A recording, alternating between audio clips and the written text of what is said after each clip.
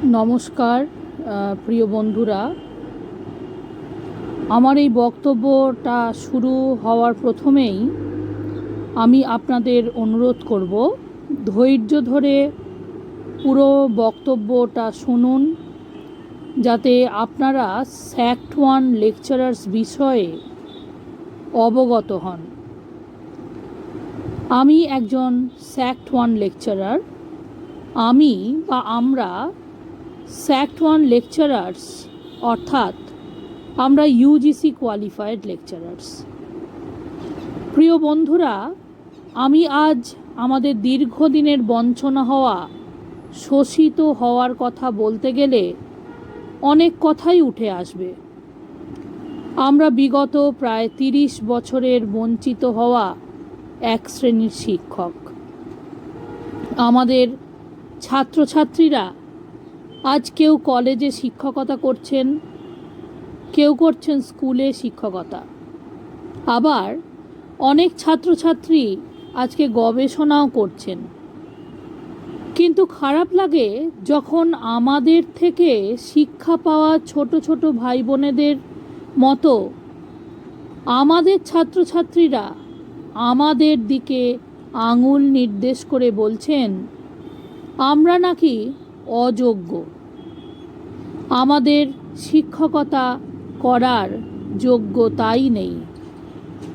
তারা ভুলে যাচ্ছেন যে অযোগ্য শিক্ষক অযোগ্য ছাত্রই তৈরি করতে পারে। আসলে দেখতে গেলে তাদেরও দোষ দেওয়া যায় না, কেননা আমরা ইউজিসি কোয়ালিফায়েড হলেও ইউজিসি কোয়ালিফায়েড পূর্ণ সময়ের অধ্যাপকের ন্যায় যোগ্য বেতন পাই না। আর কথায় আছে না, কোয়ান্টিটি জাজেস দ্য কোয়ালিটি।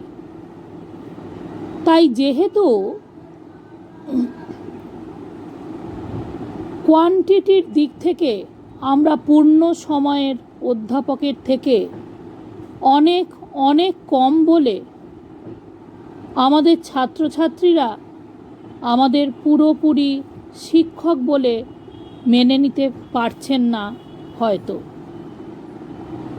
তারা বুঝছেন না আমাদের কত কষ্টের মধ্যে থেকে অভাব অভিযোগকে তোয়াক্কা না করে এই দীর্ঘ বছর ধরে আমরা শিক্ষকতা করে আসছি।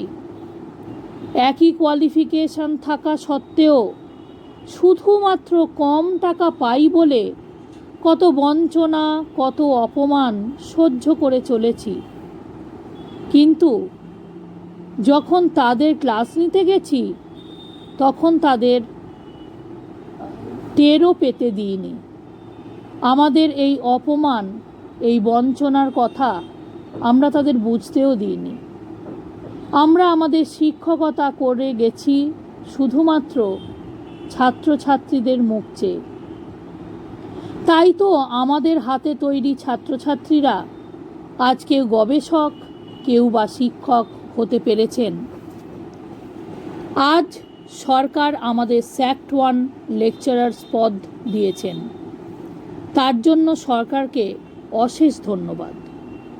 কিন্তু যখন কোনো কোনো গবেষক ভাই বোনেরা এই পদটি নিয়ে প্রতিবাদ করছেন, তখন মনে এটাই আসছে, এত বছর যখন আমরা এত লাঞ্ছনা অপমান সহ্য করে এসেছি, তখন কেন আমাদের পাশে কাউকে পেলাম না?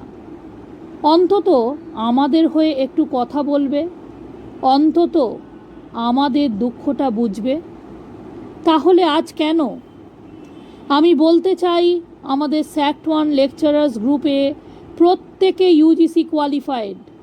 কেউ নেট, কেউ সেট, কেউ এমফিল, কেউ পিএইচডি, আবার কারোর সবগুলিই আছে একসঙ্গে।